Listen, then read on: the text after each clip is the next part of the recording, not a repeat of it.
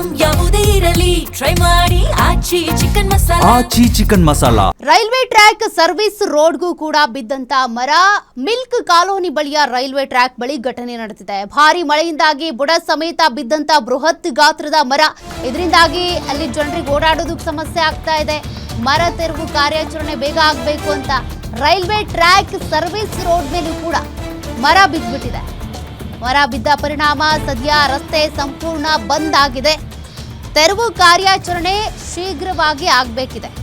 ಕಾರಣ ಬೆಂಗಳೂರಿನಾದ್ಯಂತ ನೋಡಿದಾಗ 100ಕ್ಕೂ ಹೆಚ್ಚು ಮರಗಳು ಈಗಾಗಲೇ ಧರಾಶಾಹಿಯಾಗಿವೆ. ಎಷ್ಟು ಸಿಬ್ಬಂದಿಯನ್ನ ಕರೆದುಕೊಂಡ್ರೂ ಕೂಡ ಸಾಲದು ಅನ್ನೋ ಮಟ್ಟಕ್ಕೆ ಮರ ಬಿದ್ದೋಗಿವೆ. ಕಾರ್ಯಾಚರಣೆ ಶೀಘ್ರವಾಗಿ ಆಗಬೇಕು. ಇದಂತೂ ಆಲ್ಮೋಸ್ಟ್ ಒಣಗಿ ಹೋಗಿರುವಂಥ ಮರ. ಇಂಥ ಮರಗಳನ್ನಾದರೂ ಅಟ್ಲೀಸ್ಟ್ GBA ಅಧಿಕಾರಿಗಳು ಗುರುತಿಸಬೇಕು.